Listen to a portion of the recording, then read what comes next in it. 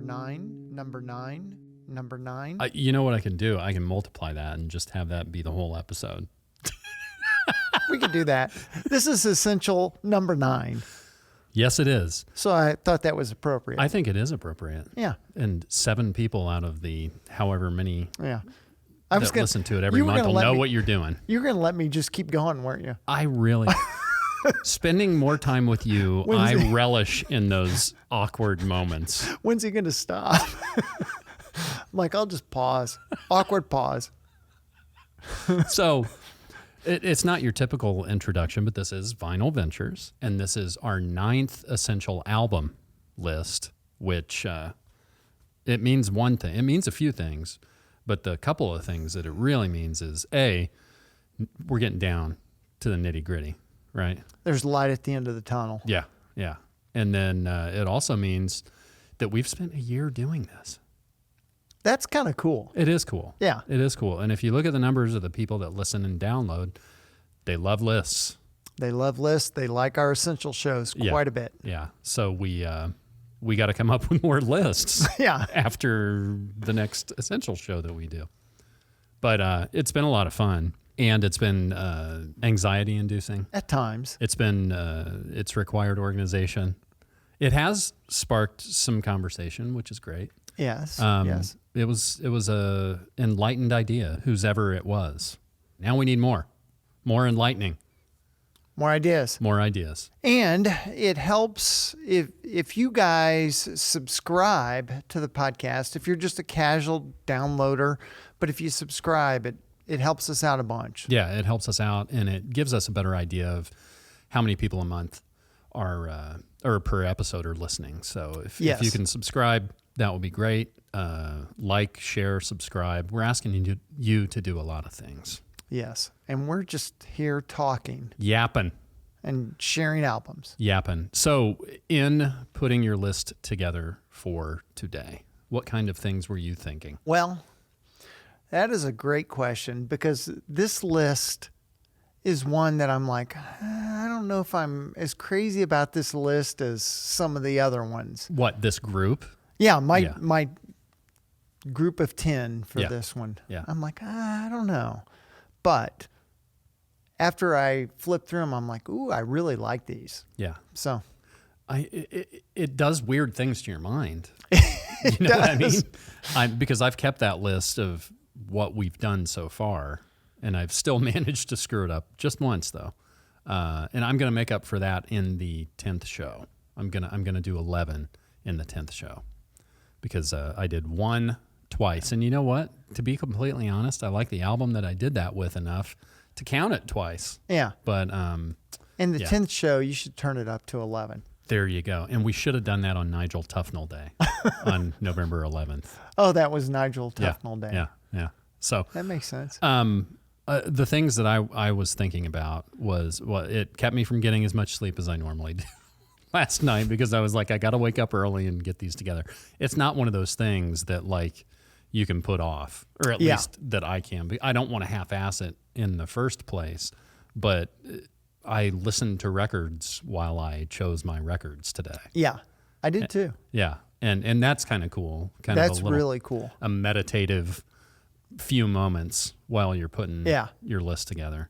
But the other thing that I was thinking was how like wide the swath is of different kinds of music and albums and stuff. And it's great. I mean, I love it.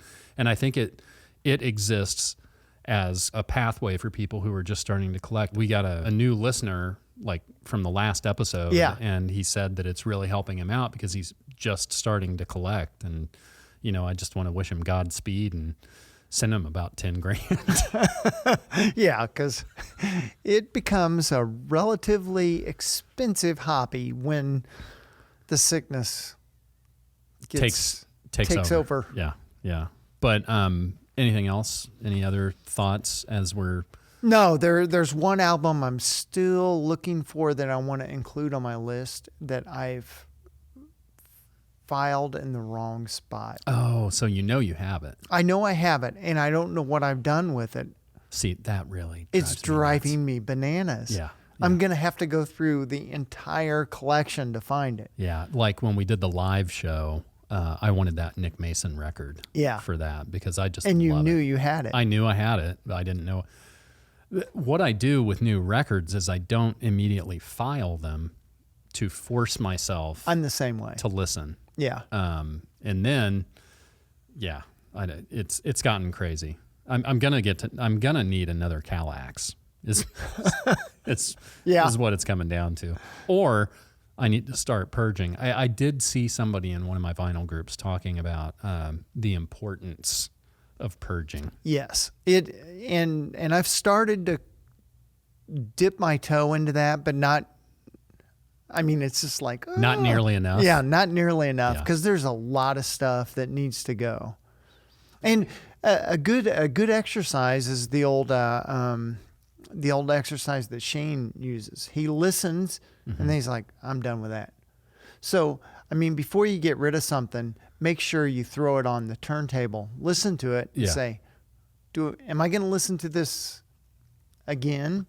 Or is this the one time in 20 years? Well, I mean, I'm noticing a lot of inherited vinyl is probably in that category, in that record limbo, the collection limbo. Yeah.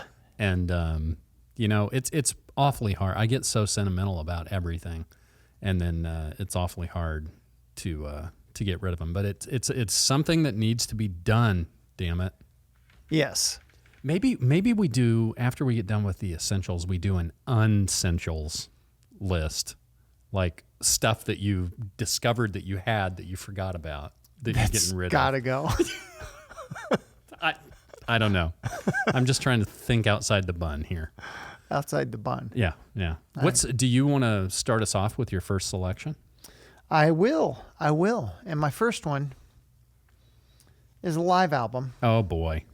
Cheap Trick. What a classic. Live at Budokan. And this was their first live album as a band.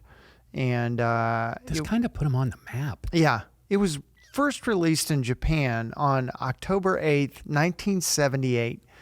And later in the U.S., it took almost a year. Well, not a year, but about 5 months to release it in the U.S. in February of 79. Really? That's interesting. It's always interesting to me, the different release dates. I think a lot of those have like normalized to where stuff gets released more like congruently. Yeah, I think definitely nowadays. Yeah.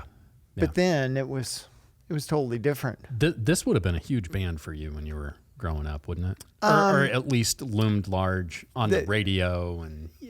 Yes, they were still getting quite a bit of airplay. Yeah. And now they're one of those classic rock bands that at least I Want You to Want Me is being played somewhere at some point.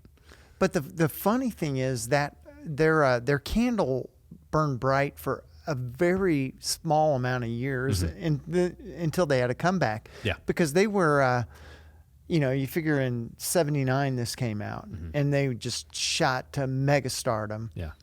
And then by, I think it was 88, they played the Vogue. Yeah. Yeah.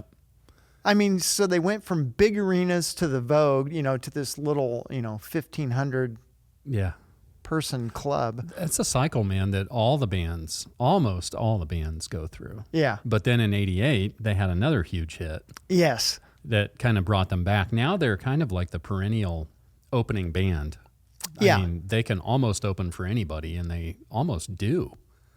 So that's cool. What are the highlights on? Probably my favorite on this is... Keith is going to be mad at you for picking that up. Probably I Want You to Want Me. Yeah. You know why I love that song so much? I love it so much because it is like a million times better than the studio version. Well, and that's the thing. Every song on this outdoes the studio version by 10. Yeah. It's so good. And that doesn't always happen on live albums. No, not always. That's great. But I mean, I think, they were a big touring band. They were touring nonstop for years. Yeah.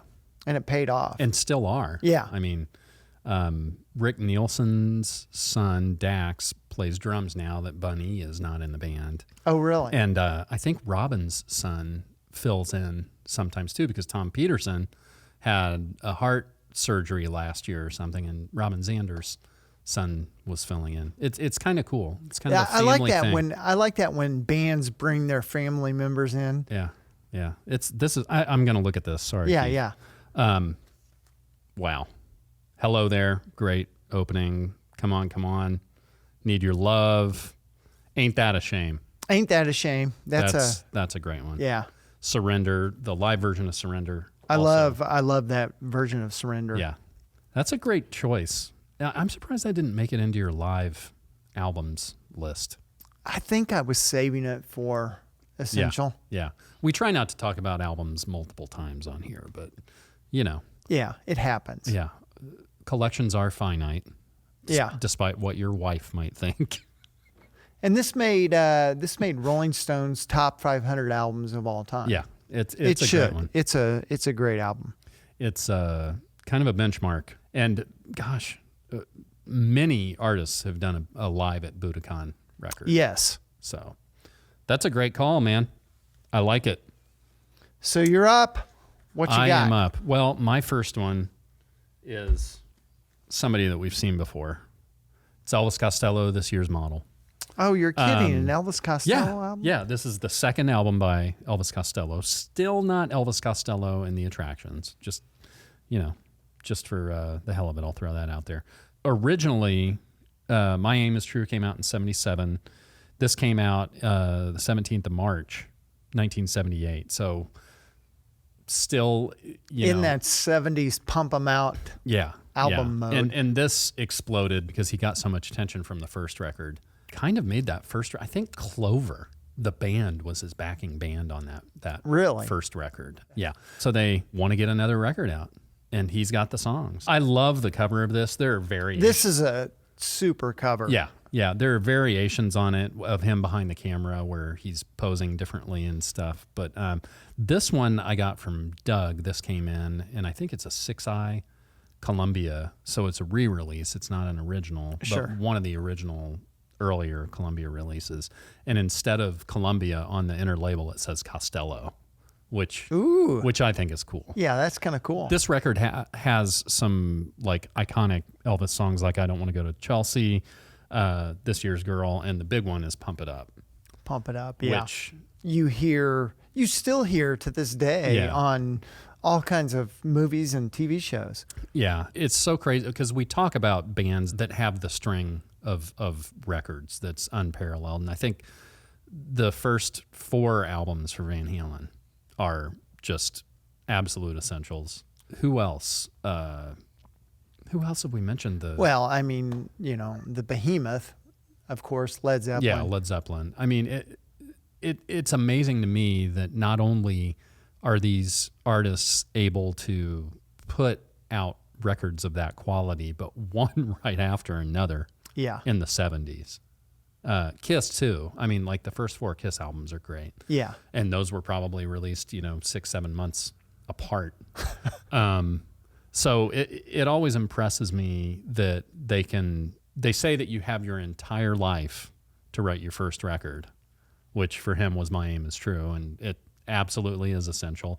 It's actually the essential that I've done twice that I'm going to replace with 11 on the next show. But so I can't imagine that, having that debut album and then it just explodes. And then the pressure that creates. The pressure to perform. Yeah. Yeah. Of course, we're going to have quite a few Elvis Costello records. This is a hotel. I love this back cover because it's a hotel room with the band there. And it's obviously the 70s. Oh, yeah. It's the 70s. Look at those curtains. Yeah. I mean, his first 3, I think, are untouchable. My Aim Is True, This Year's Model, and then Armed Forces, which is the one with, it's kind of got like an abstract painting on it. But then there was an alternate cover of like 3 elephants marching toward you. So, but yeah, this is absolutely an essential. Now, did any of the members who played on this become the Attractions? Yeah. Okay. Bruce Thomas, Pete Thomas, Steve Naive, and him. Okay. So, but it's still just Elvis Costello. Yeah. But he then later said, "Hey." Yeah, on Armed Forces, it's Elvis Costello and the Attractions. Okay. It's interesting when you go to Wikipedia for him because he's collaborated, with so many people. His band now is the Imposters. You have the Attractions, you have the Elvis Costello stuff, the Burt Bacharach stuff, the Alan Toussaint stuff. He's been all over the place. And I love him for that. He's a genre jumper. So. Well, and he's a prolific songwriter. Oh yeah. So yeah. He's like Bright Eyes, Yeah, still going strong today. So I wish the people at his concert knew to shut the hell up when he was playing. But other than that, what's your next one you're going to share with us? Next up, another behemoth. Elton John, Goodbye Yellow Brick Road. And this was probably his... It was his 7th album, but a lot of people say this was his peak. This is a pretty... It's a double. It's a double. It's a pretty damn good album. I think there's 13, 14 songs on it, something like that. There are a lot. Yeah. And most of them are pretty good. Yeah. I love everything about this record. I probably was going to add it to my list for the last show, but that means I can pick another album. Yeah, now you got to pick something else. Yeah, no pressure. Think about it. This was his 7th studio album. Yep. It came out in 73. Yep. His first album came out in what, 69, 70? 69, 70. 69, yeah. So that's a lot of work in a very short amount of time. Yeah. It's incredible. Goodbye Yellow Brick Road, obviously a highlight. Funeral for a Friend, Love Lies Bleeding, Jamaica Jerk Off. I could probably name all the songs. It just goes on and on and on. Yep. Benny and the Jets, which I love Benny and the Jets. That's a great That's probably song. my favorite song. That was actually an R&B hit.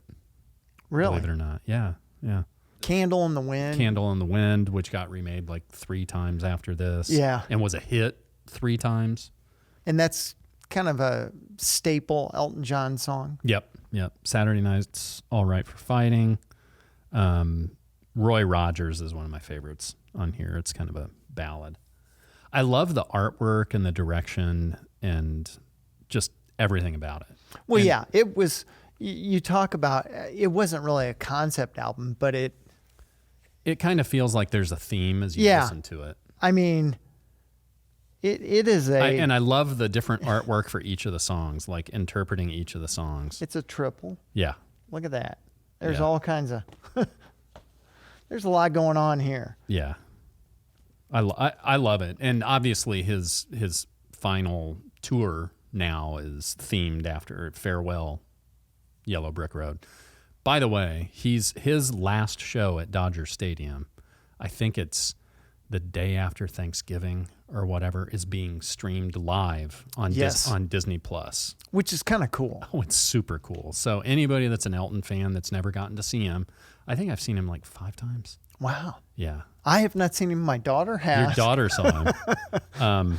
Man, it's like I really wanted to go to this last show. Yeah. But man, it was expensive. Yeah. And I didn't even, when I knew what the tickets were going for, I didn't even do my try to buy a ticket the day of thing. Yeah. If I hadn't seen him before, I probably would have tried a little harder.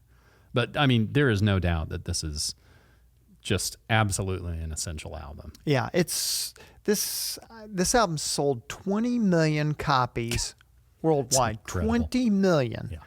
That's a couple. Yeah, that's crazy. And it's a double. Yeah, and it's a double. But actually, I think they somehow they tabulate the sales differently with double albums as opposed to single ones. Really? Yeah, but since I don't know what the details are on that, I'm just going to edit it out of the show. But that's that's a lot of records. And does that say how many he sold altogether? No. I bet it's up there in the 300 million range. And it made the Rolling Stone list. It was like 112. Yeah. I don't really pay attention to the numbers on that list. I mean, we're doing this essentials list, but it's not like prioritizing. I love lists, so Yeah. I look at them Yeah. just to see what others have to say. Yeah, but the fact that they make it there is really what really grabs my attention. People talk about this, because that Rolling Stone list is like organic. I mean, it changes. They've changed it. They over changed the years. it, yeah. I think the original one was better than the changed one because there's less contemporary stuff. On it. Well, for sure, but I mean, I think if you're going to have an essential album, it's got to sit around a while. Yeah. Like you can't, in my opinion, I don't think anything that came out this year can be categorized as essential. It's got to sit around, and you got to make sure it's like a fine wine. It's got to age a little bit. Yeah, you got to throw it in the cellar. You got to see how it maintains. You got to cook that sumbitch. Yeah. I'm not saying 20 years, but let's say 5 years. I think I agree. But there have been. You think you agree? What do you mean? No, I do agree. But then again, there are albums that I've listened to that have immediately struck me that way. You're going to ask me what ones, and I don't know right now, but I know that they have. I know it's happened. But I agree. I mean, if this had come out this year, or even last year, I'd probably raise an eyebrow. Yeah. That was me raising an eyebrow. We need sound effects. I've got them here. I just don't use them. Just hit one, see what happens. Yeah. Well, you want me to? Let's see what happens. Nothing's happening. Well, then don't hit any more buttons. Oh, no, it is playing. I bet Keith can hear it. No, he can't. Okay, great. That worked out well.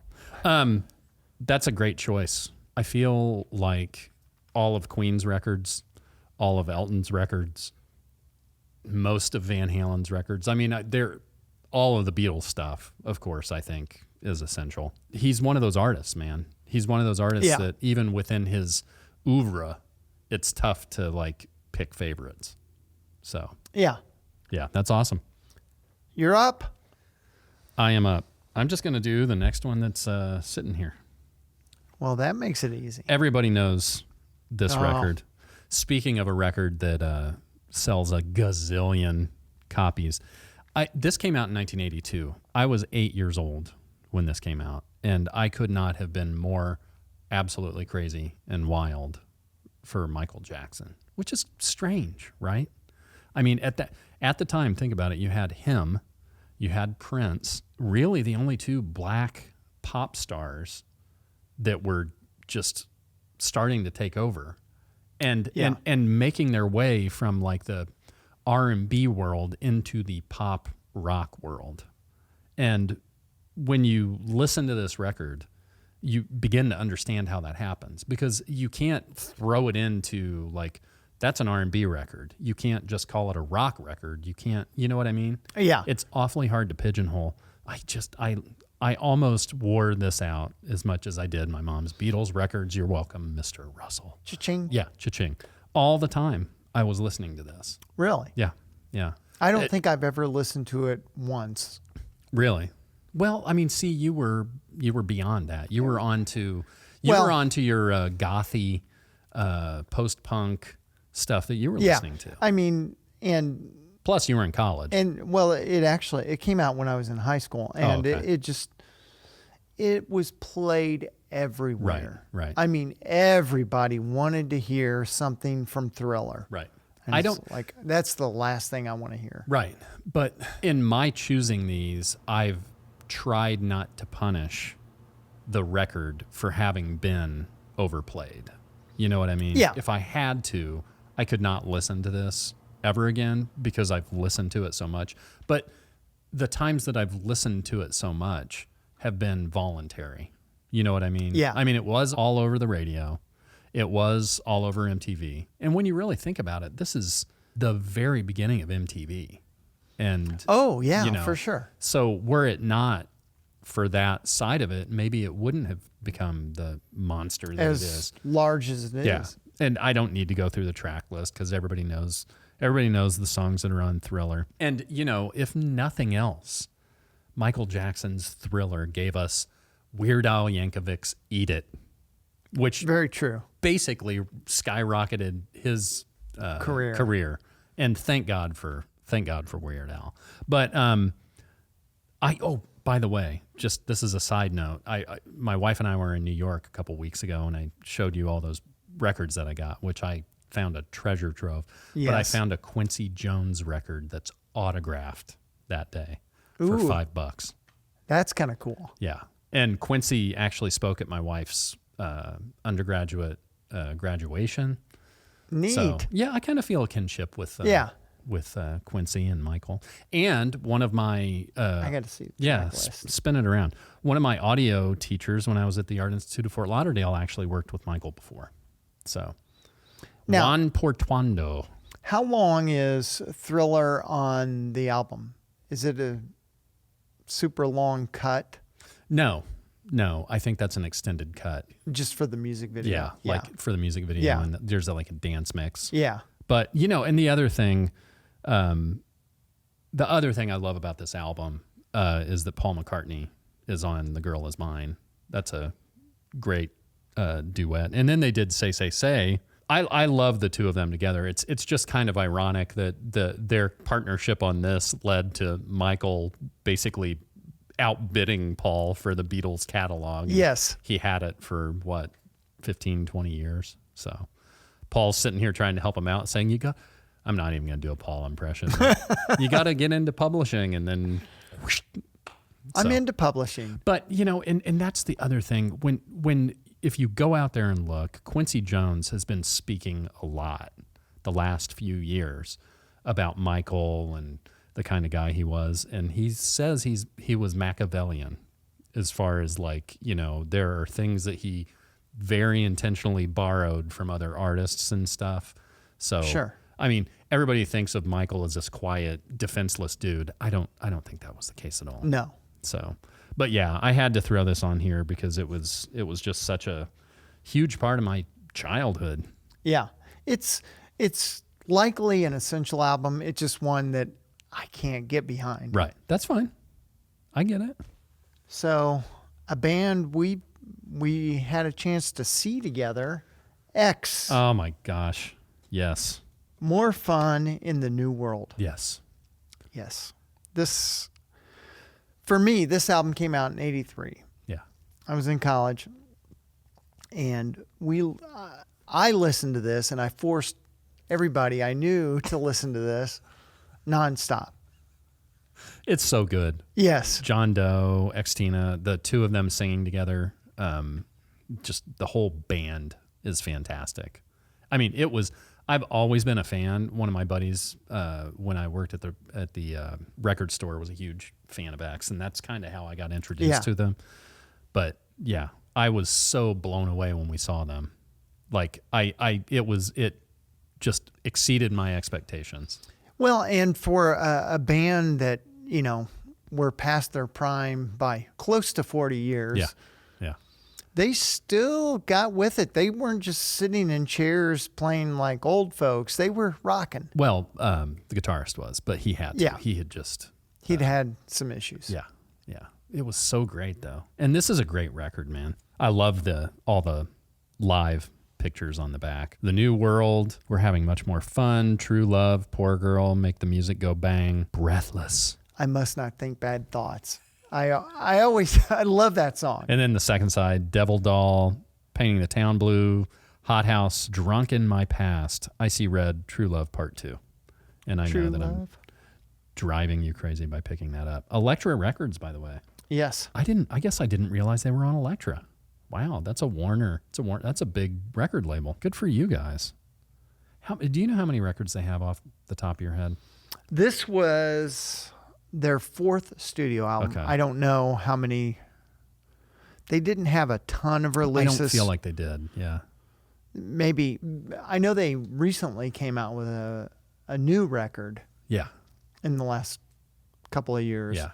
But that was, I'm sure it's under 10. What a great something band. Like 8. I mean, when I think of punk bands, this is one of the first ones that pops into my head. I know that there are others that predate them and, that are considered more influential or whatever. But these guys are just so different. And I think it is that interplay between John Doe and Extina. Oh, yeah. Yeah. And they were, they played the LA scene like mad. They were kind of as everything was exploding in New York, they were the West Coast version, like, hey, we're over here. We're over here. That's awesome. And they didn't get, another band that didn't get played on the radio, maybe college radio, but no mainstream radio for years. Yeah. And I love that their albums, they always have their X on the cover. Yeah. It's so cool, man. That's a good one. Yeah, they're one of my go-tos. That's an excellent choice. Oh, nice. I see what you did there. Thank you. My next one is absolutely an essential. Oh, yeah. Combat rock, The Clash. This is like my entry point to The Clash. John's was London Calling. Well, probably the first Clash album, but you had London Calling on it. London Calling. On an earlier show. And this is a repop. I just got it, 2-3 months ago. It's on green vinyl too, which is cool. I think I had to get the repop of that as well because I only had that on CD. I didn't have it on CD. I have their like singles. CD, oh yeah. So I need to round out my Clash. The big song on here, Rock the Casbah, obviously. Yes. Should I Stay or Should I Go? But my favorite Clash song ever is the one that starts this record, and it's called Know Your Rights. And if you aren't familiar with it, especially in today's world, listen to it and know your rights. I just love it. It's just such a weird song, but a very like hard, heavy, aggressive tune. This band is another in a long line of bands that, preach one thing and act another way. Oh, yeah. They're just so of that time. You know yes. what I mean? When I think about them, first off, I'm like, damn it, I wish I could have seen them. Did you ever see them? No. Oh, man, what a bummer. Yeah. I mean, the weird thing is, by the time this album came out, I guess I was in college, but I mean, early, there wasn't a Clash tour for the longest time. Yeah. And then this kind of catapulted them up and they became a big deal. And then they're like, we're done. And then they started like falling apart from the inside. Yeah. Joe Strummer, man. I remember, I think he died about 15 years ago? Yeah, it's been a bit ago. That really killed me when that happened. I think he was touring with a band called the Mescaleros. Yes. Joe Strummer and the Mescaleros. And I had always thought, hey man, I didn't get to see the Clash, but I can see Joe Strummer. And then he passed away. So it's such a bummer. But that Mescaleros stuff is very cool too. Well, and you definitely hear with Strummer and Mick Jones individual bands, they had different directions they wanted to go. Mick Jones was more like R&B dance. Yeah, he wanted it to be more dance. Yeah. Big audio dynamite. Yeah. And it was kind of getting more Mick Jones like, I think, with Combat Rock, and I think Strummer's like, I want more rock and roll. Yeah. Well, I mean, Train in Vain kind of has that kind of feel. I think it would have been interesting as hell to see the push and pull between those two dudes and the rest of the guys in the band. I think any band that is just unbelievably successful, like them, the Beatles, just name anybody, that's got to be such a struggle. When we talked with Keith about the Beatles doc, I mean, that's one of the great things about that documentary is some of the behind the scenes stuff, some of the conversations they had that they intentionally tried to keep people from being able to hear. You can now. And that's just so crazy. You realize that they understood that they were the Beatles. And I'm sure it was the same way for the Clash. Yeah. I'm sure it was the same way for Michael Jackson. I mean, they don't just have to operate in the world of being the Clash. They have to live their lives. They have to maintain relationships, have families, kids. And, when you start to look at it that way, at least for me, it gives me so much more respect for the artists. Yeah. To be able to be in the middle of a tornado like that and keep your shit together. Or, in some cases, not. Yeah, because they got to go out and perform. I mean, because if you're a popular, I mean, that's one thing the Beatles did have a chance to get away from. They didn't have to go out and perform, but they couldn't go out. Right. I think we all take it I mean, in today's world, it's even worse because you've got, social media, instant news. I mean, if we were to go to downtown Indy and go to a record store and we saw Paul McCartney, I mean, it would be a riot. Yes. Very quickly, in the 70s and 80s and, until we had these phones, I mean, people could still try to maintain a little anonymity and a little privacy, but it's impossible now. Yeah, I have such a respect for these folks. Like I said with Elvis Costello, I mean, not only the stuff you just talked about, but then having, okay, you've got a hit album out, but you're going to need to put another one out within a year and more likely like 7-8 months. Yeah. I mean, that's a lot of pressure. No wonder drugs are such a big part of the music industry. What's your next one?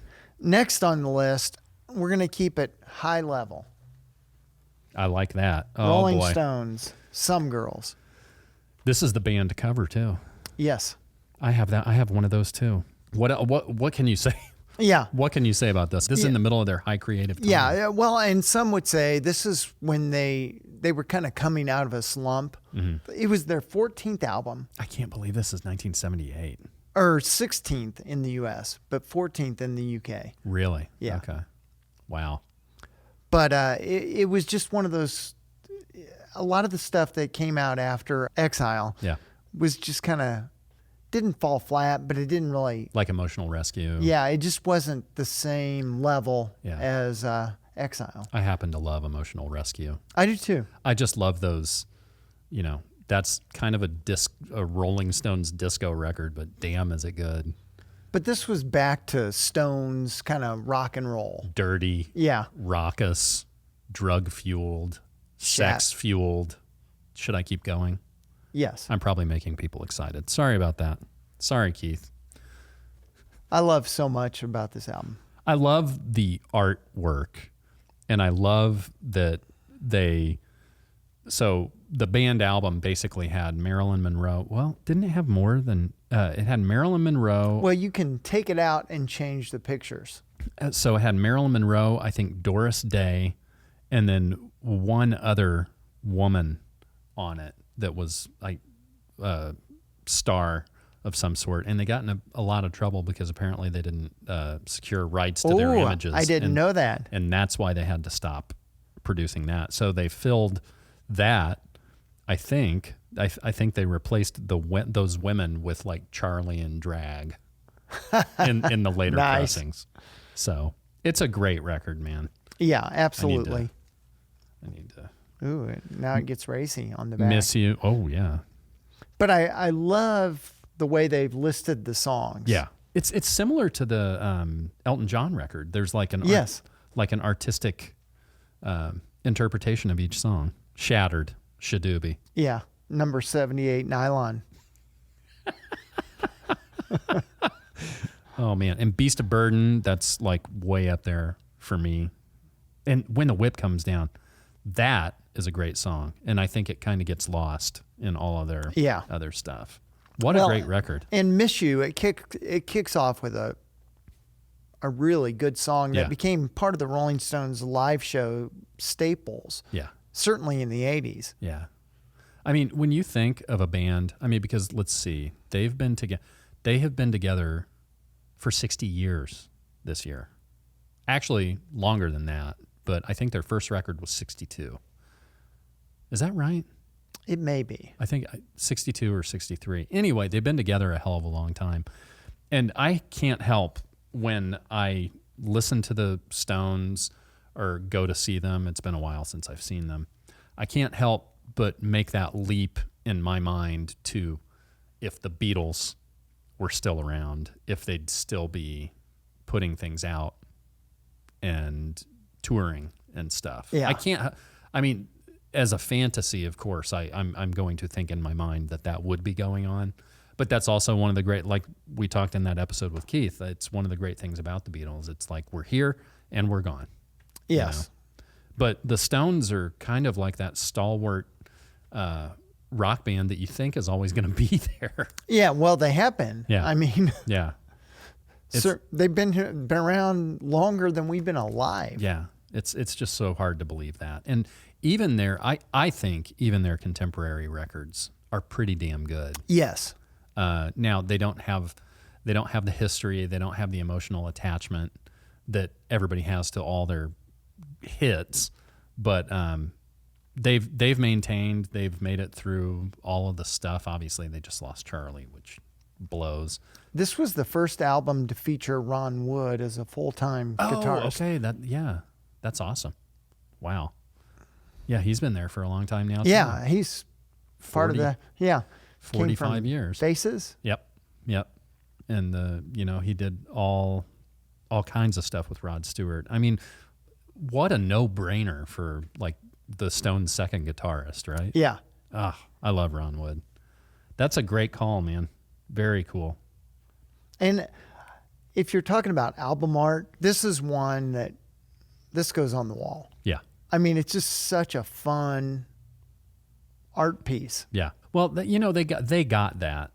Yes. And obviously their association with Warhol, and I think somewhere along the line, somebody in that organization has like this. Well, I mean, just with their logo itself. Yeah, their logo is legendary. Yeah. I mean, you see that, you know who the band is, and then all of the other things you know about them are packed into that lips and tongue logo. It's pretty cool. Awesome choice. You're up. I'm going to 80s hair bands. Wait a minute, that's one you just got in New York. Yeah, too. yeah. This is one of the, it's so funny because this is Faster Pussycat, Wake Me When It's Over. This came out in 1989. It's one of those bands, man. There are a few of them. After Guns N' Roses exploded, there were a few bands that kind of used that actually hung out with Guns N' Roses in Hollywood and kind of used that same formula. When I think of Faster Pussycat, I kind of like the Stones. I think of dirty rock and roll, no frills, as we play it is how it's recorded. And I loved this record when it came out. I've looked for it. Gosh, I've probably been looking for this record for 5 years, and you don't see it anywhere. A lot of that 80s stuff, 80s hard rock stuff, is just nobody gets rid of it. So my wife and I were in New York, and I was looking through all these records at this outdoor flea market.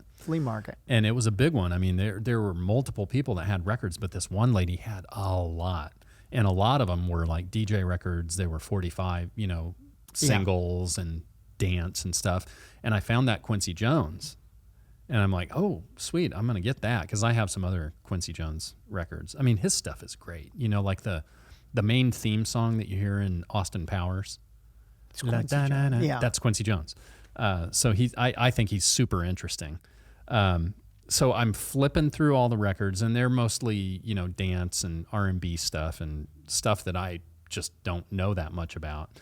And I went through each of the crates, and like the last one I'm flipping through, and I see this, like one of the first records. And I'm like, I have literally been looking for this for 4 years, 5 years. That's why we dig. And it's really expensive. I mean, and you can see I got it for $10. $10. And so, yeah, the big song on this is House of Pain. But Where There's a Whip, There's a Way. I just saw these guys with LA Guns and Tom Kiefer, and they opened with Where There's a Whip, There's a Way. I mean, just a little history. Tammy Down is the guy behind it. He owned a place in Hollywood called the Cat House and then started this band. He is kind of one of those over-the-top, drinking, drugging guys. Well, he quit everything 4 or 5 years ago.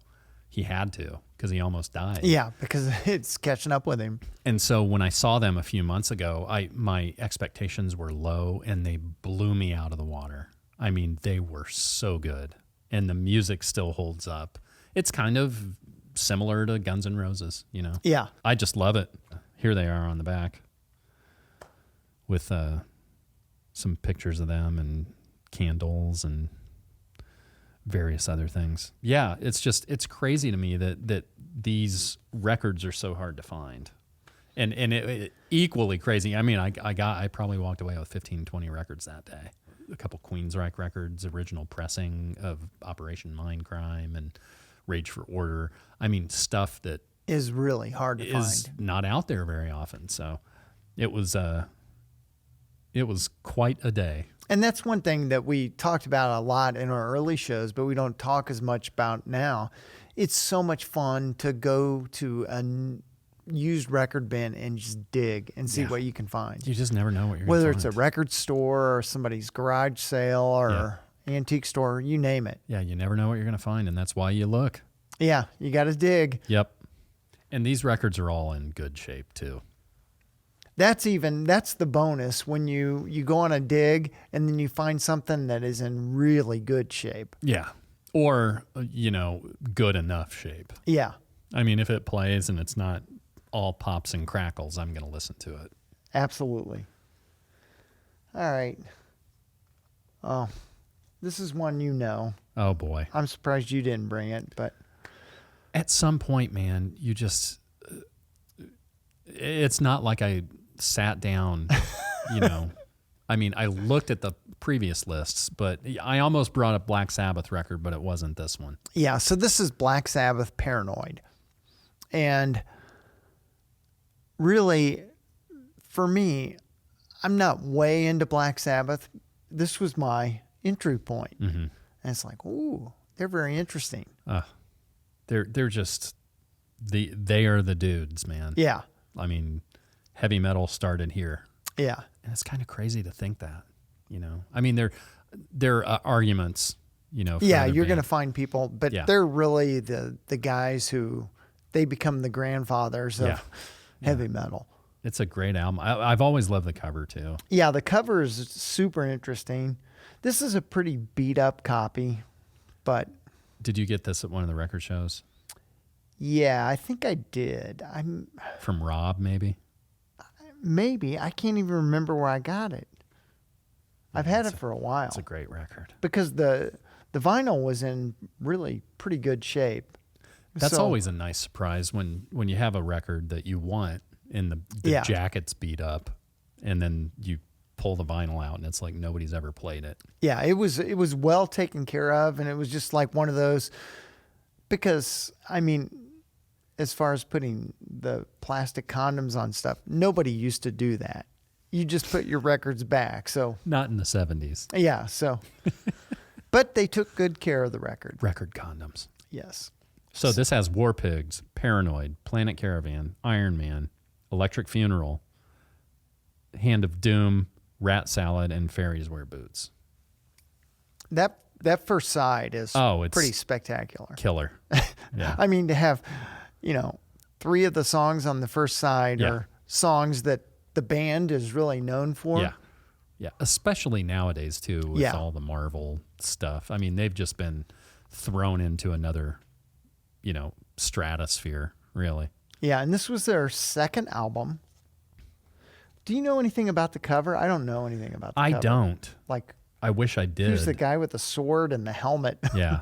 Well, it's a good thing he's wearing a helmet because that's kind of dangerous. Yeah, it's dangerous to run around with swords. Yeah. And their first record's very interesting looking too, with the woman there in the woods. Oh yeah, it's spooky, witchy. Yeah. So I think they're kind of playing off of that. They had a top 20 hit in the UK. War Pigs reached number 4. Okay. So it wasn't a number 1 hit, but who would expect it to be a number 1 hit? I mean, really. Yeah. Well, I mean, they're kind of like the heavy metal Beatles. I mean, they kind of. Yeah, they really are. And this came out in September of 70. Yeah. Their first one came out same year, right?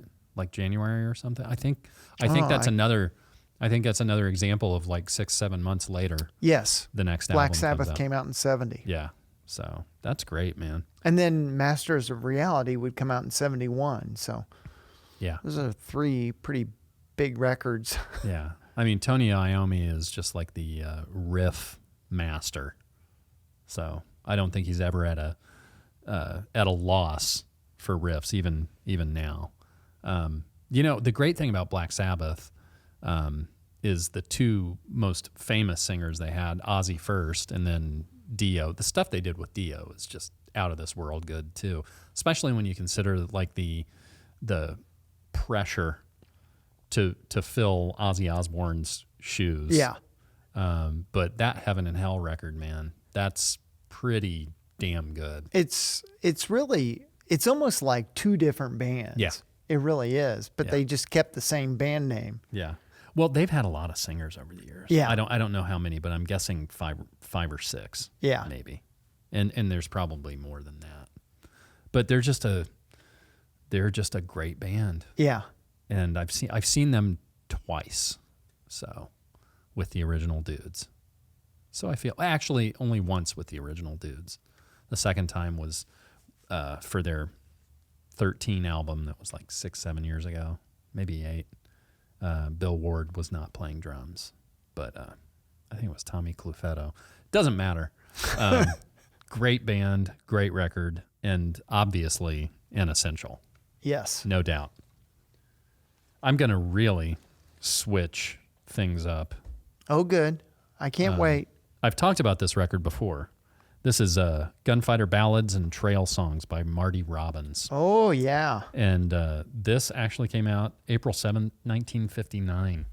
I've always been a huge fan of Marty Robbins' voice. My uncle, when I was a kid, would listen to this and all of his stuff, Buck Owens as well, some of those classic country guys when I was very young. So that's kind of where I got this.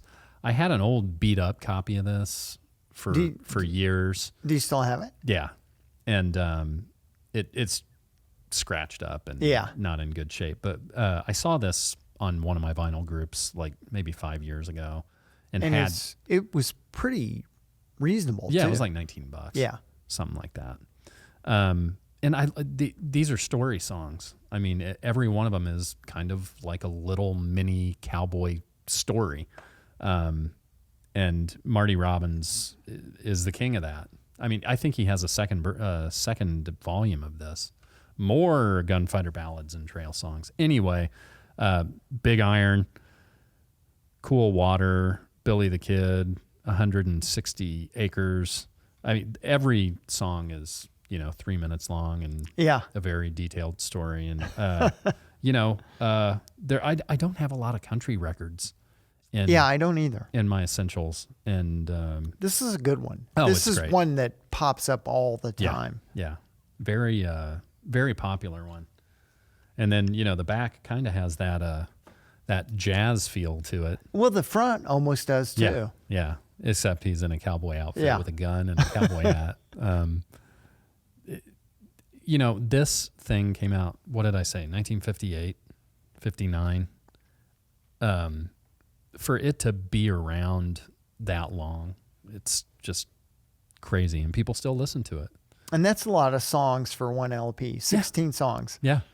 Yeah, and I think that... was the original 16 songs? The original was 12, I believe. 12. Yeah. They've added a couple. Yeah. And then there was a reissue. The one with 16, I think, came out in 1999, so there were a couple extras, or they may have taken a couple that were on the second version or the second volume of this and combined it too. Put them on. Yeah. But it's a nice palate cleanser sometimes if you're listening to something for a long time, whether it's, hard rock or something, throw some Marty Robbins on and just kind of get the head cleared out a little. I love the artwork on it too. Yeah. It's what these record companies did with artwork, the stereo fidelity, the different labels and stuff. Those little details are just super cool to me. Yeah. So how's that for a different one? That's a good one. Thanks. All right. It's not different. It's somebody I've talked about many times. Bob Marley and the Wailers. This is the Legend album, but it's remixed. And it's basically a greatest hits album, but it's one of those that you just got to have. Oh, yeah. I don't have any Bob Marley. Oh. I've got Peter Tosh. Did you see that there's a 50th anniversary of The Harder They Come? Yeah. Coming out? Yeah. So, you would have been like old enough. You would have been at that age to kind of appreciate Bob Marley when he was still around, and everything. I think he died in like 84. Yeah. What I liked about reggae and Marley, the influence they had on all the punk and new wave bands. Yeah. And they all pay homage to Marley. Yeah. I mean, they all talk about, hey, reggae was a big influence. Yeah, with ska and, Yeah. you could hear it in the Clash. Yeah. And they all talk about, hey, we'd go to Jamaica neighborhoods and that's what we'd hear. Yeah. I mean, even people as high profile as Eric Clapton. Yeah. It's crazy the impact that this guy had. It really is. And I've been to Jamaica a few times, which is kind of cool because you can see a reggae band on the beach and it's just like. Yeah. We went on our honeymoon to Jamaica, so it was very cool. I have never seen this remixed version. And it was one of those that just popped up on vinyl groups that I didn't have, and I'm like, ooh, I'll take a shot at it. Yeah. And I mean, for me, I don't have to hear every Marley song the way it was originally recorded because I have it somewhere that way. So it's kind of fun to hear it a new way. That's cool. Well, great. Now I'm going to have to buy. Every time the regular version of Legend pops up, and like some of his stuff has been half-speed mastered and all that stuff recently, every time it pops up, I'm like, I need to get this, and then I don't. Yeah, and it's gone. I end up getting something else. So what a cool record, man. Yes. Any standouts for you? Well, I mean, since it's a greatest hits, I love Stir It Up. Stir It Up's great.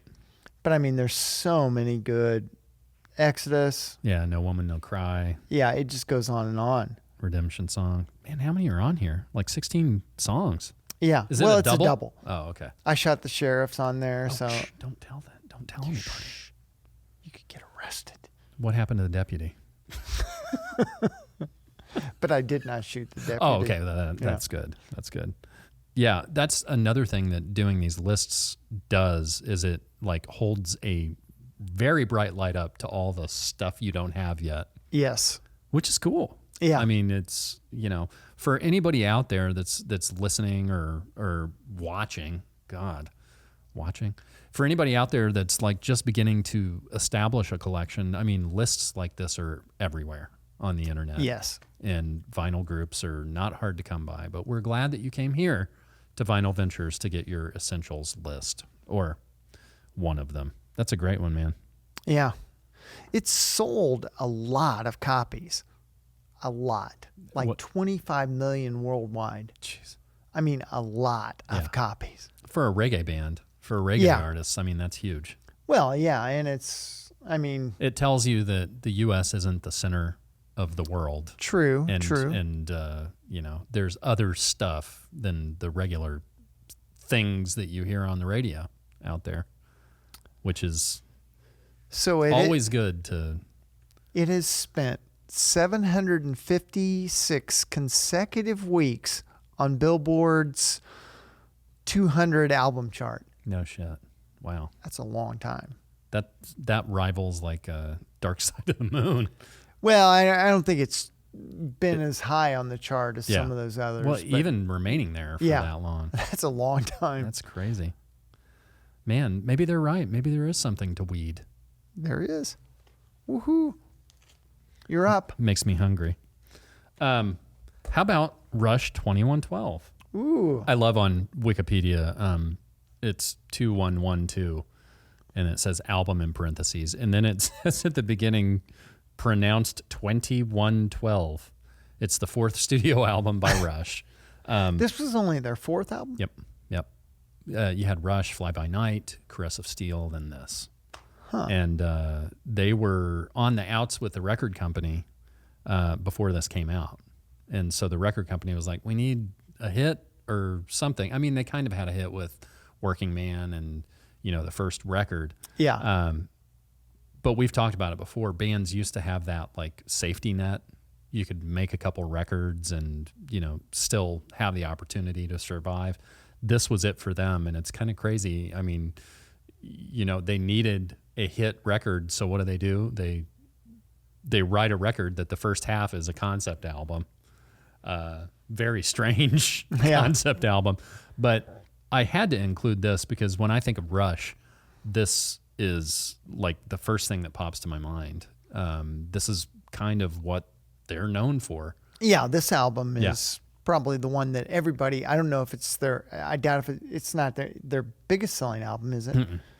But it's the one that everybody thinks of. Yeah, either this or Moving Pictures yeah. is usually what everybody thinks of. But, as a drummer and a musician, I don't know of any drummers that don't like Rush. Oh, I mean, they all like Rush. Yeah, it's kind of a club. But I love the picture. Love the picture of them on the back here too, with their like kimonos. At least we know for sure there was no marijuana going on. No, in Canada.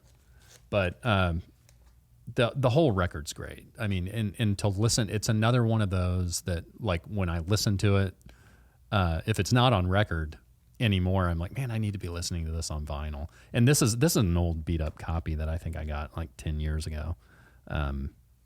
But yeah, it's way up there in their records. And did you see the when they were inducted into the Hall of Fame? No. Where Dave Grohl, Taylor Hawkins, and I can't remember. Oh, it was Nick Raskulinecz, the producer, played bass. Oh, okay. And so they inducted them, and they had like the wigs on and the mustaches and the kimonos, and they played a couple of Rush tunes. It's great. But that just goes to show you that like the mayor of rock and roll, Dave Grohl, he's a huge Rush fan. Yeah. They're out there, and it's funny. The longer they went in their career, they were kind of the bastard stepchildren of the music industry, and they gained a lot more respect like in that last 10, 12-year period, which I think is great. Yeah, that's neat when a band that's been around as long as they were gets recognized for their accomplishment. I mean, they were road dogs. I mean, they played a lot. Yeah, and in the mid 70s, they opened for Kiss like 50, 60 times. Really? Yeah. That's amazing. Kiss and Rush together. Very interesting. That's a combination. That is an interesting Go pairing. from one band that's got 3-minute songs to a band that could be playing a 15-minute song. Yeah. You never know, or a whole album side. The whole thing, maybe one song. Yeah. But it's, I could probably put 5 Rush records in an essentials list for me, but if you've not listened to it, you don't have experience with it, just put it on, maybe have a drink or something else. Yeah, give it a go. 2112. All right, so let's do another groundbreaker. Man, there's a fly. How about Blondie, Parallel Lines? Another groundbreaking record, man. Oh, yeah. This was their 3rd studio album, which, I mean, a lot of people don't even think of it being their 3rd. They think, oh, that's Blondie's premiere album. No. I wouldn't have guessed that.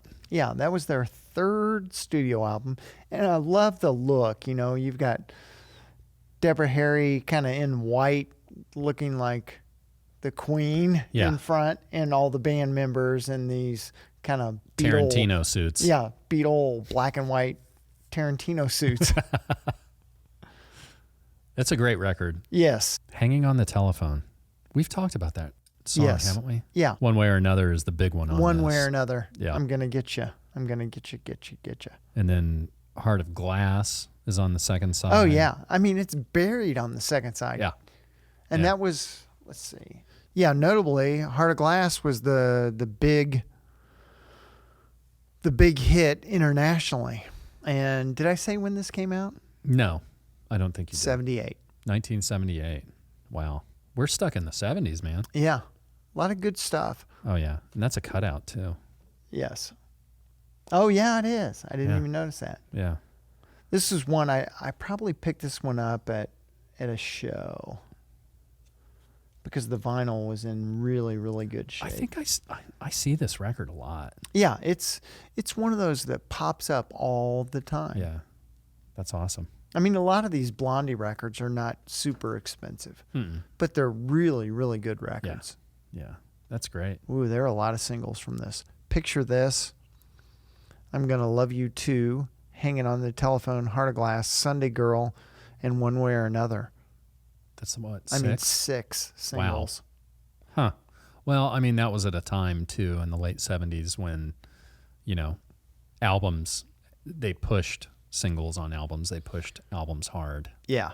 For sure. And this was in I mean, at least in America, we were obsessed with disco. Yeah. Yeah. So they came about at a good time. Yeah, it was a good time. There was a lot of stuff going on. New York was a weird place at that time because disco was going on in one part of Manhattan, and then you have punk down in the Village. Yeah. That's crazy. And all the bands that sprung from that. Oh, yeah.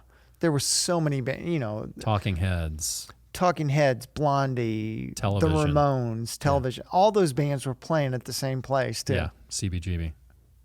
Did you ever make it to CBGB? I went by, but it was closed. Yeah, I went by after it was closed. I think is it John Ford or Tom Ford, the designer, bought it, and it's like a boutique. Yeah, it's a boutique now. If you want to get a $400 T-shirt. That's a great pick, man. Yeah.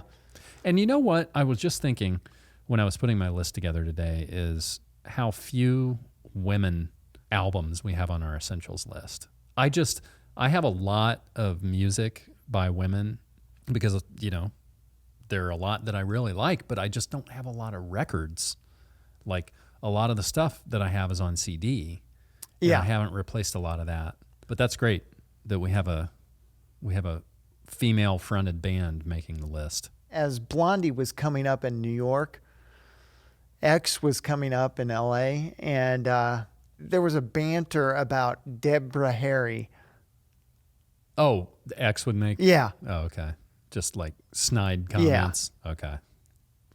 Because they were kind of, even though they weren't really that from the get-go, but with popularity and the record company pushing them, they became, not so punky anymore. Right. They became a little more mainstream. Oh, yeah, for sure. Pop. Yeah. Yeah. Hey, man. Sell some records. Yeah. Become a star. Make some money. Did you ever see them? No. Oh, okay. That would have been cool. Yeah, because really, I mean, I don't know when Blondie really, but I know by the time I was in high school, they were becoming less of the big thing. Yeah. Cool. My next one is a greatest hits as well. It's Classics by Triumph. I didn't think about it, but that's 2 Canadian bands in a row. Ooh, we'll blame Canada. Yeah. This actually came out in 1989. That was the first release? Yeah, I believe so. Because I think they have like 8 or 9 studio albums, and I've got maybe 6 or 7 of them. But this is just a great collection. This is on silver vinyl, too. I got this in 20, so just a few years ago. I've always been a sucker for that trio, that power trio thing. Yeah, I do like power trios. And I do like me some Canadian music, so it just fits. And, it may kind of be cheating to put greatest hits into the essentials, but like I said, I mean, if Van Halen had a greatest hits, really, I probably would have just done that. Sometimes I think it's very appropriate. It gives you a nice cross-section of a band's career. And it doesn't fit that album thing that we were talking about because, obviously it's hits or more popular songs just stacked one on another. But there's still some thought to the tracking and stuff. But Tears in the Rain, Lay It on the Line, that's one of the really big ones. Somebody's Out There, Follow Your Heart, Fight the Good Fight. Their music is just positive and hard rocking, and they have different singers on different songs. When did Triumph hit their peak? I think it probably would have been was it the US Festival? Like in 1982 or 3, they played. Their set is legendary. Yeah. At the US Festival, and that's probably it. The early 80s, and then Rick Emmett left the band, and they went on without him. I think Phil X, that actually plays guitar for Bon Jovi, took his place when he left, which is interesting. I've just always loved these guys, and I remember seeing that footage from the US Festival and thinking, man, who is this? Because, I think here in Indy, I'd hear them on the radio, and there are certain parts of the country where they play. I think there's a couple cities in Texas where they're really huge and they have a big draw. It's just weird how regional bands could be, when, like, back to Rush, when Rush became popular and they started playing their music in the States, it was a radio station in Cleveland. So you just never know. Back then, a DJ had the opportunity to push a band if they liked them. Yeah, and that's why record companies were doing payola to influential DJs hey, we gotta get this band out there. Yeah.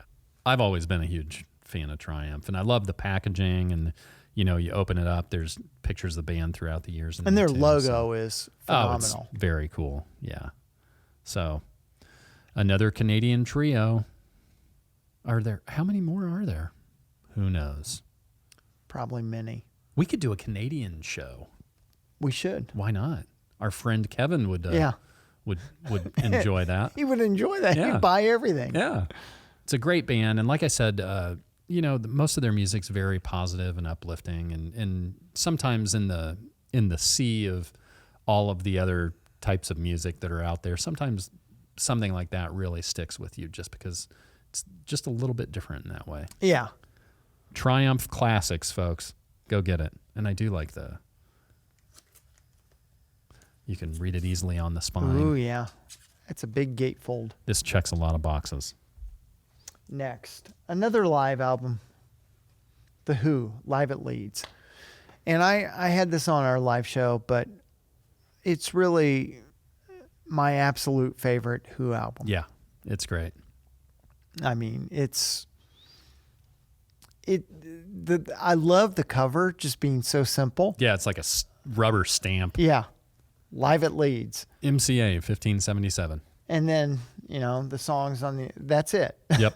It's super simple. On the second side of this record, there's only 2 songs. And two of my favorite Who songs, My Generation and Magic Bus. Yep. It's great. Their version of Summertime Blues on the front is really good. And Young Man's Blues, Substitute, yeah. Shaking All Over. They're a great live band. They are, and they were known as being an incredible live band. And I got to see them one time. Yep. On their first farewell tour in 80. Well, it was 82. 82. Mm-hmm. Yep. I couldn't remember which 80. 82. Yes, we had to do, and we had really, really good seats. Yeah, it was a lottery. Oh, to get tickets? Yeah. Like at Ticketmaster or yeah, whatever? You had to do a lottery, and then you were able to buy, 4 tickets. Maybe Ticketmaster should try that with T-Swift tickets. Yeah.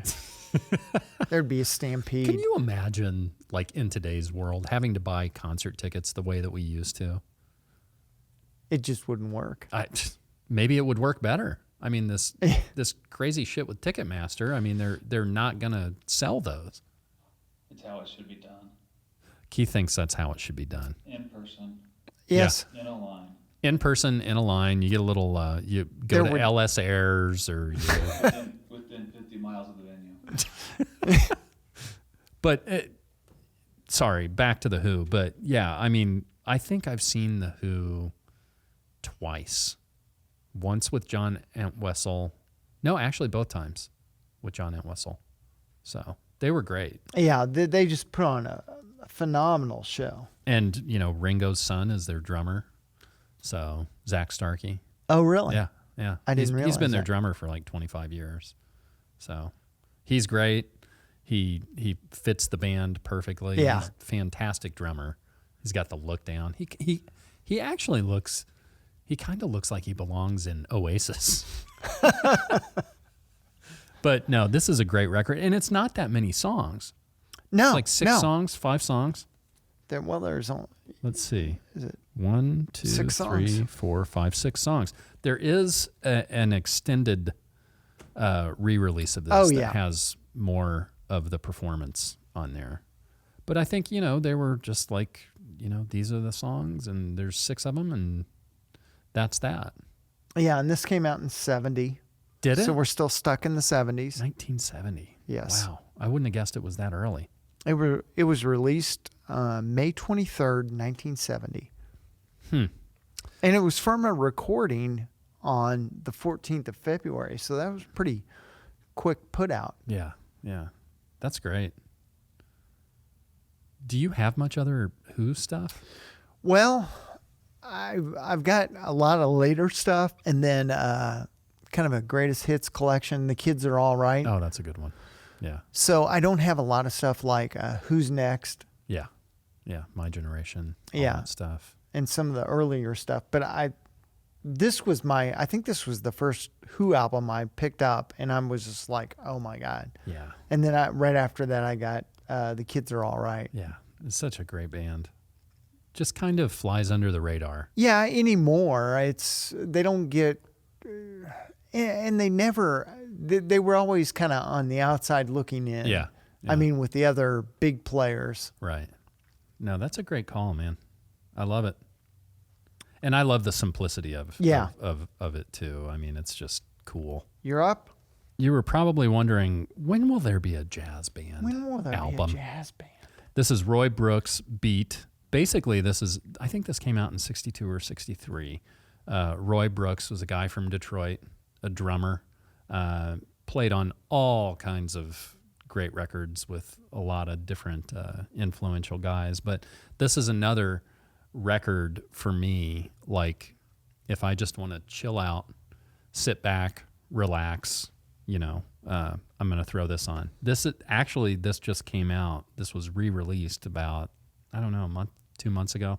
I could never find this. You were looking for it? Yeah. Yeah. I mean, I have that list from playing drums and being a musician, people like this or like that. So to navigate that jazz world is kind of difficult because there's just so much stuff out there. So that's kind of the way I approached it when I first started buying records is, not only going after obviously I'm a huge Miles fan, huge Coltrane fan, but this is really what helps you out as a collector.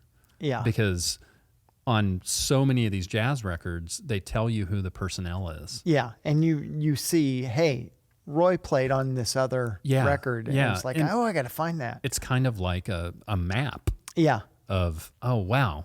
Well, Herbie Hancock played for Miles Davis. Yeah. And that's one of the things I really love about jazz and jazz records is, everybody. It's easy to find who the players are. Yeah. And everybody, obviously the star is the person whose name is at the top. Sure. But they're sharing with you who's playing. And I just love that. I got this, I think, about a month ago. I think it got re-released about a month ago. It does have the bullshit round hype sticker. We don't have to talk too much about that. But then you have, this is what I really think is cool about this. So they've got this picture of Roy on the back, and you'll see like the bio stuff. Yeah. I love the back of is printed around records. That picture, which I think is just cool. So awesome. Yeah. So, so Workshop was a division of Motown. So it does say, division of Motown. It's kind of funny when you think of jazz dudes. The last thing that most people think of is drummers, right? Right. But there's so many of them that were like band leaders. Really? Yeah. The guy that ran the Jazz Messengers was a drummer. Then you had Philly Joe Jones, who did the Blues for Dracula. And then you've got Roy Brooks, and you have Buddy Rich, no relation as far as I know. I mean, it's kind of cool that, in the world of jazz, no matter what you play, you can be a band leader. You can be the guy. So yeah, I love it. Oh shit, that was close. I love the cover too because it's just kind of like a contemplative picture of Roy. There. It does look newer than some of the other jazz records. You can definitely tell this was more of a 60s record. Yeah, I think, what did I say, 62? Yeah. I think it's 62 or 63. Like I said, he grew up in Detroit and became a drummer. I think he was kind of like a prodigy type drummer. Okay, so he was born in 1938 in Detroit and passed away in 2005, just at 67. Ooh. It's just another in a long line of those jazz records, and I still haven't taken my jazz records and separated them because I need to do that purge. Yeah. We need to do a purge show. Yeah, the purge. Techniques on getting rid of records you don't listen to. What's your next essential album?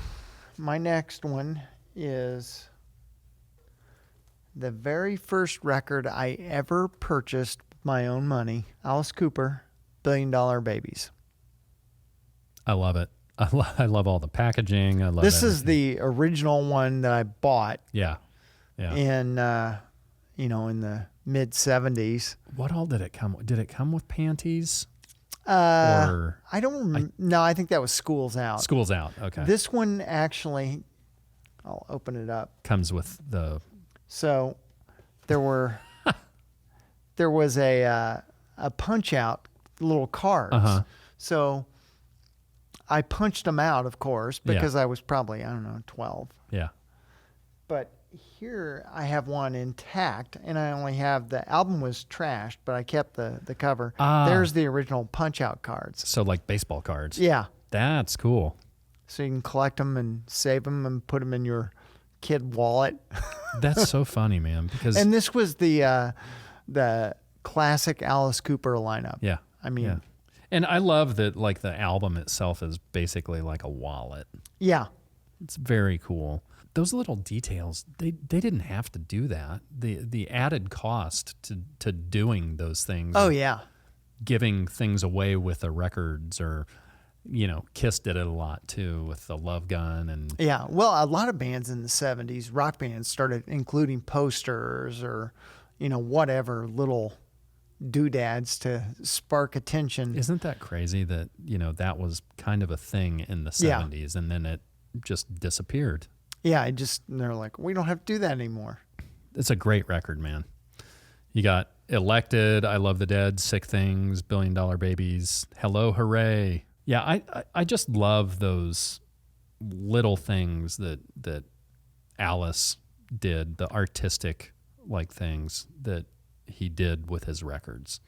It's something that obviously not every band can do or has the push and pull to do, but yeah, it's really cool. And he's another one, man. Those first 4 Alice Cooper records are just untouchable. Yeah, they're great. Well, this the predecessor to this was School's Out. Yeah, obviously a huge hit. Yeah. So he was already riding pretty high. Yeah. And he had 4 singles off this: Elected, Hello, Hooray, No More Mr. Nice Guy, and $1 Billion Babies. Oh, No More Mr. Nice Guy. Okay. I also love the snakeskin, faux snakeskin look. It's very cool. I have a copy of this. It's kind of beat up though. Yeah. And you don't see this pop up very often. I mean, every time I see it pop up, it's pretty well worked. Yeah. Yeah. And if you get one in good condition, any of those original Alice records in good condition are not cheap. No. So, but they did do a whole repop of his early records. Actually, most of his records, I think, up until the 80s. I never saw this one available, though. I don't see many of them available. So they probably didn't make a lot of them. Yeah. He's just one of those artists that it's weird that it doesn't pop up more. Yeah. Yeah. On the market. This hit number 1 on both the UK and the US charts. That was a number 1 album? Yeah. Wow. I had no idea. That's very cool, man. Alice, I just think he's another one of the overlooked artists. For sure. That's great, man. Cool. This is Van Halen's Fair Warning. Their fourth record, released on April 29th, 1981, sold 2 million copies upon release, but was, for some reason, the band's slowest selling album of the David Lee Roth era. Probably considered commercially disappointing. This has always been like my favorite Roth era Van Halen album, and I think it's because it's just so angry sounding. Starts out with Mean Street, So This Is Love, Push Comes to Shove, Center Swing, Unchained, which is a huge Van Halen song, Dirty Movies, Hear About It Later, Sunday Afternoon in the Park, and One Foot Out the Door. For some reason, I've just always been very attracted to this record. For guitarists, this is probably one of their favorite Van Halen records, just, because of the heaviness and the crunchiness. I mean, Eddie wasn't just like a genius with the guitar. I mean, there's a lot of engineering his sound and working with his guitars and his amps and pedals and stuff to get the sound that he gets. It's pretty impressive. I brought my old original copy too, which basically looks identical. The reason I like to look at this, I bought this in May of 2007 from Half Price Books for $3.99. Oh, those were the days. And that was expensive then. Yeah. $4. Yeah, I just love it. And like I said, I would throw the entire Van Halen discography in there as essential if I could. I mean, we were talking the other day about, certain artists still being around, like Paul McCartney and Ringo, and so we live in I think we were talking with Keith, we live in a time where a lot of our musical heroes are still around, but I think his importance is going to be appreciated for years to come. Maybe not in the same way that like Mozart or Bach are, but similar. Yeah. I just don't think that people on the whole realize the impact a guy like that actually made. And it may take a few years. There still hasn't been like a tribute show or anything for him, and he's been dead for 2 years now. Picking just a couple of Van Halen albums to put on this essential list is very, very difficult. Yeah. But, my gut went with this one. So I think Women and Children First I had on, and 5150, because that's the beginning of the Sammy era, and this one. And who knows, there may be another one in the next 10 or 11. I've always liked the cover of this. Yeah, everything about it is just like a little bit different. Yeah. So, yeah, the cover and the different artwork, it's almost like not cartoons, but like comic strip type stuff. Yeah, and there's more on the back. Old comic strips. Yeah, it just kind of, here's a guy getting ready to go through a slicer. A slicer or something. Yeah. Must have been some heavy times. But again, when you think about it, the whirlwind they were going through, their first album came out in 1978. This is their fourth one. This is 1981? Yeah. So they were in that big record company. Hey, we need something. Yeah. What do you guys got? Absolutely. And, what that does to your music, what that does to you personally, what that does to your relationships, most of us can't ever even begin to imagine it. It's a great record. Go out and buy it. I think this will be my 10th. Yes, you're right. Number 10. Oh. This is a homage to our buddy Keith. Nice. Revolver by the Beatles.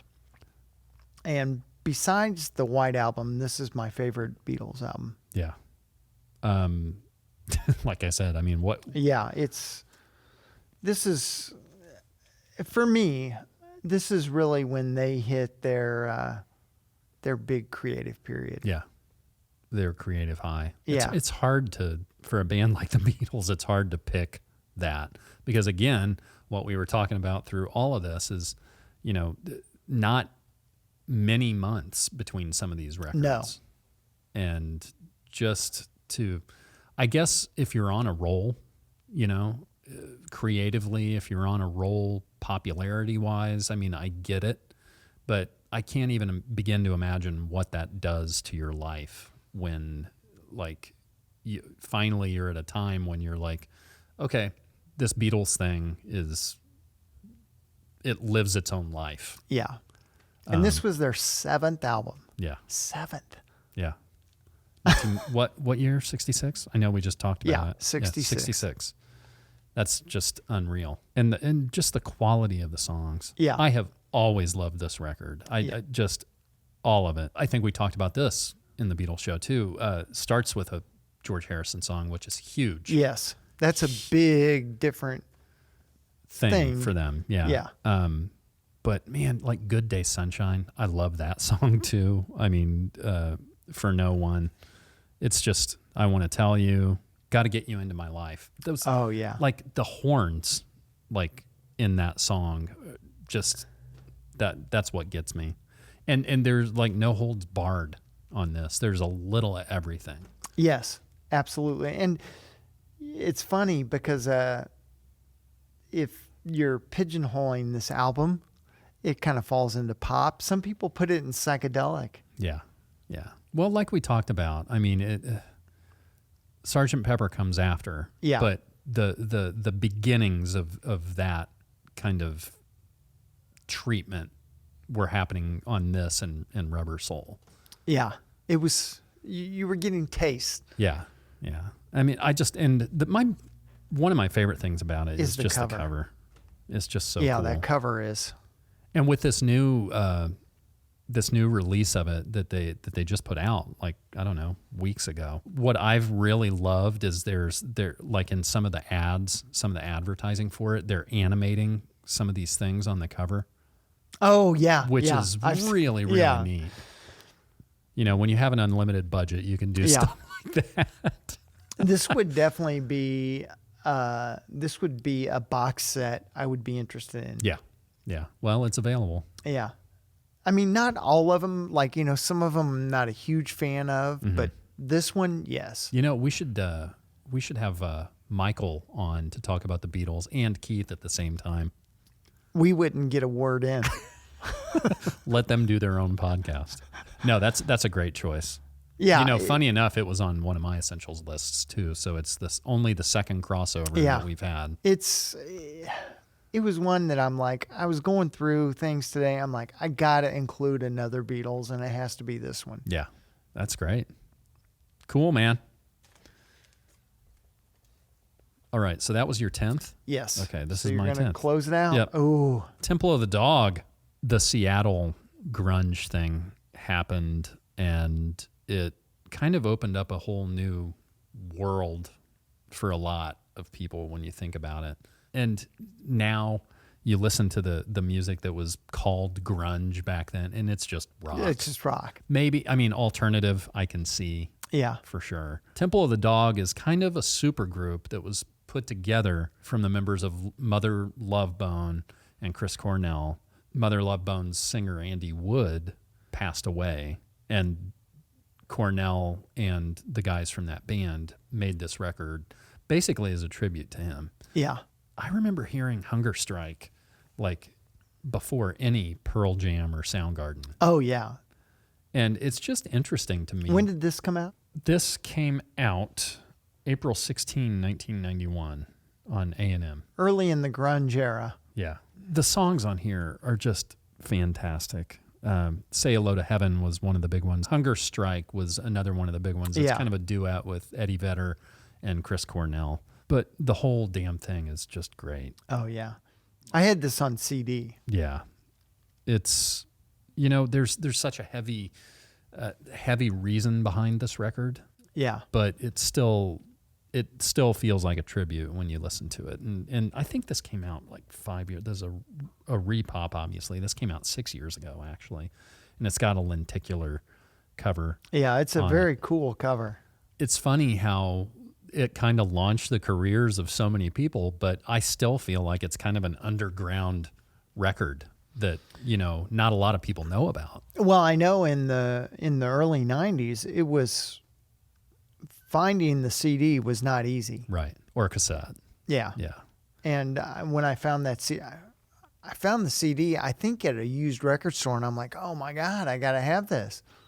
A lot of the grunge era stuff I have come back around to being a huge fan of. I mean, I love Soundgarden, but not all of their stuff, but undeniably Chris Cornell just has an otherworldly voice. Oh, yeah. And, you know, for a band to come together and be able to put a tribute together for somebody like this is pretty amazing. And then for it to be as good as it is another thing. And it holds up great. I mean, I think Chris Cornell could sing anything and I'd probably listen to it. When I saw that they were re-releasing this, I'm like, I'm getting it because of what you said. I mean, you couldn't find the CD for a really long time. Yeah. And anymore, it's like that for those of you that might be listening for the first time or be beginning your collection. We have found that whether it's at record shows, record stores, or in record groups online, if something pops up that you want, you better grab it. Yeah, because it sometimes, not always, but sometimes those things just vanish. Yeah, and it's, and that's a give and take. That's kind of a push and pull struggle too, because you can't spend all your money on records, although if you really commit to it, it's not that hard. It was one of those that I knew that I wanted, and I knew that if I didn't get, it would probably be difficult to find. Yeah. And I only bought one. I didn't buy two. It's doubly sad now because Cornell's gone too. Yeah. Like I've always said, we always have that music as a tribute to these folks that made it, and also, just kind of made our lives better. Through my entire life, I can point to the music that was super important, the music that got me through. And that's also what's been so fun about this essentials list is because most of those records that I've brought in are like that. I mean, it's kind of my biography through music almost. Yeah.